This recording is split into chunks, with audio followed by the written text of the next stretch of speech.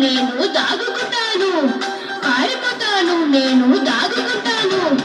ఎక్కడికి పోతావు, ఎటు దాక్కుంటావు, ఎక్కడికి పోతావు, ఎటు దాక్కుంటావు. యేసు నామం బలమైన మార్గం, అక్కడే సురక్షితం, అక్కడే సురక్షితం.